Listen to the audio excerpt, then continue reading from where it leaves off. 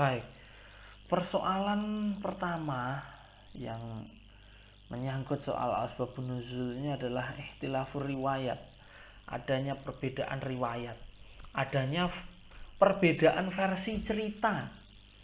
Jadi di zaman sekarang ini, kayak zaman sekarang inilah, kayak zaman sekarang ini, dulu pernah kita tahu ada itu ya, huwak ya, dari sekian banyak huwak itu, huwak yang paling menggegerkan itu pada tahun-tahun yang lalu itu kita tahu seperti huwaknya Mbak Mbak Tante Ratna Sarumpait yang apa, banyak versi beredar, ada yang bilang itu dipukuli, ada yang bilang itu dianiaya, ada yang bilang itu berkelahi, ada yang bilang itu ikut smackdown. Nah, terus ada yang bilang itu operasi plastik. Nah, banyak orang yang kepangan hoak itu. Nah, lalu kemudian ternyata beritanya itu diklarifikasi, yang benar adalah dia ternyata adalah operasi plastik.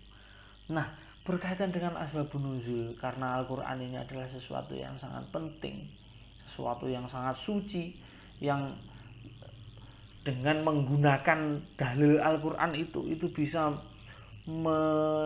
menggerakkan atau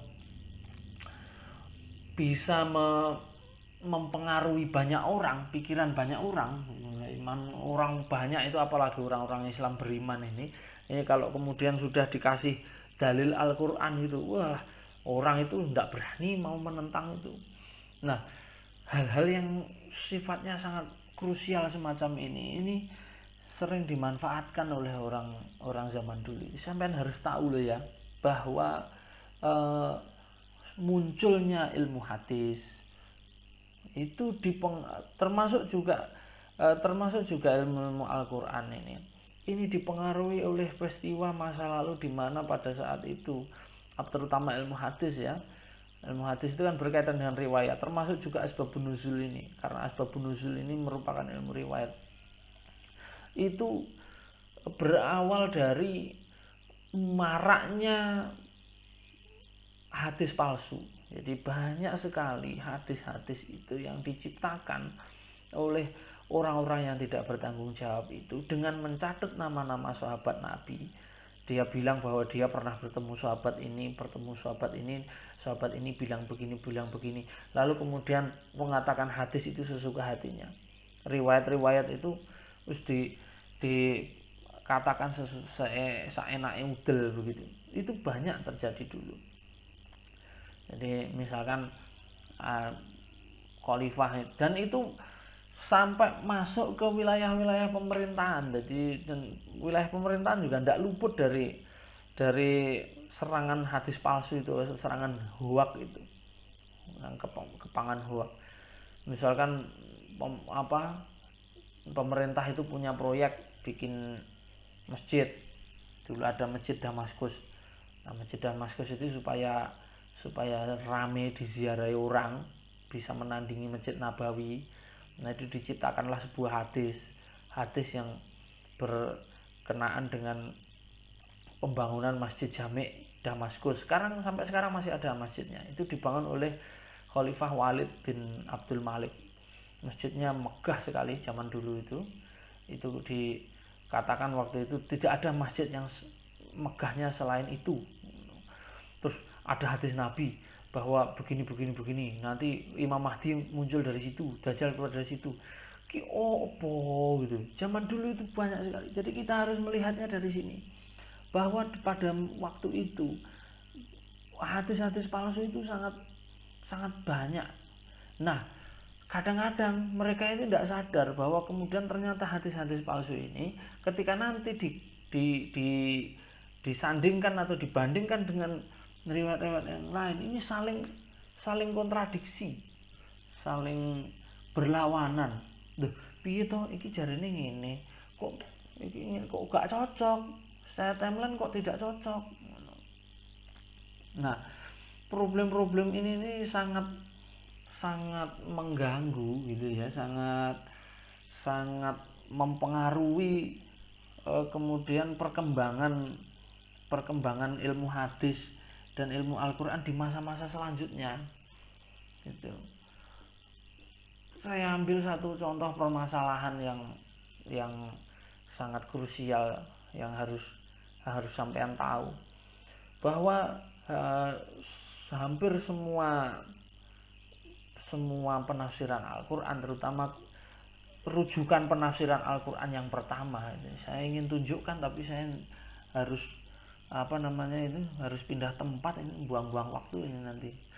Saya di sini ada, di rumah ini, di sini ada kitab tafsir Tobari, tafsirnya tebal. Hampir semua penafsirannya itu didominasi oleh tafsirnya Ibnu Abbas. Semua ayat makiyah. Jadi ayat itu, yang ayat Al-Quran itu rata-rata kebanyakan makiyah. Ayat madaniyah itu hanya berapa gitu aja. Tidak banyak ayat madaniyah itu. Yang banyak itu ayat makiyah.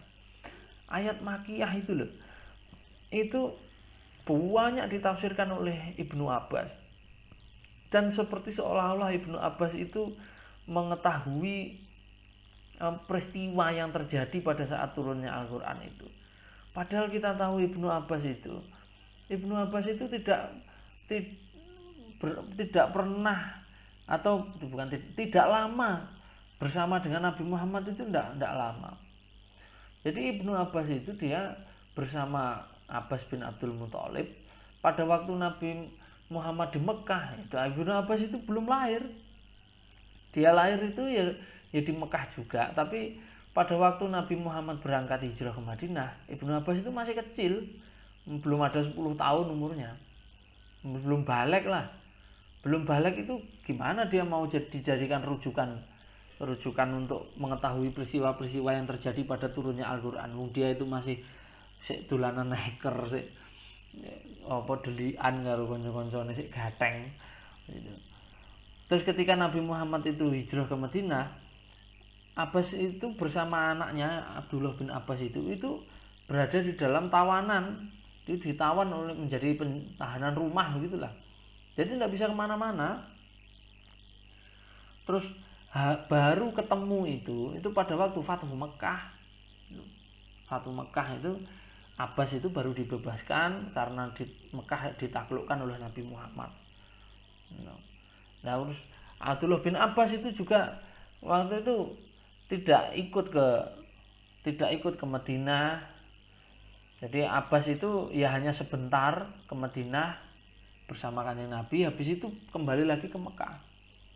Bisa dibayangkan hanya berapa tahun, berapa lama Abdullah bin Abbas itu bersama Nabi Muhammad, padahal Nabi Muhammad itu dia yang menerima wahyu. Jadi segala wahyu itu turunnya kepada Nabi Muhammad. Lah kok semua penafsiran Al-Quran itu terus diserahkan kepada Abdullah bin Abbas, ini kan menjadi problematis juga. Nah, setelah dicari, ditelusuri riwayatnya, nah, ternyata yang banyak menukil riwayatnya Ibnu Abbas itu adalah murid-muridnya.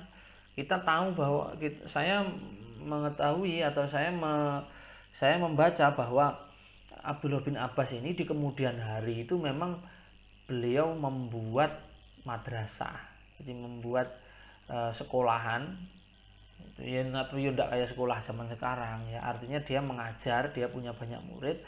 Nah, murid-muridnya ini kan setelah Abdullah bin Abbas itu meninggal, murid-muridnya ini kemudian mereka ini macam-macam, mereka ada yang kemudian jadi Syiah, ada yang jadi Khawarij, ada yang ikut ke pemerintahan. Nah, dalam situasi kondisi politik yang sangat kacau, yang saling beroposisi, saling berlawanan itu, masing-masing dari murid-muridnya Ibnu Abbas ini lalu kemudian tampil membawa dalil-dalilnya masing-masing, yang kemudian dalil-dalil ini digunakan untuk mengesahkan atau melegitimasi kebijakan-kebijakan yang dipakai oleh pimpinan mereka.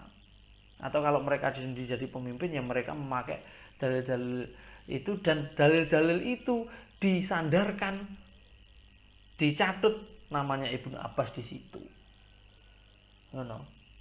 Jadi dicatut namanya, sehingga kemudian seolah-olah itu dari Ibnu Abbas begini. Murid-muridnya Ibnu Abbas itu yang banyak melakukan itu. Itu antara satu sama lain berbeda-beda.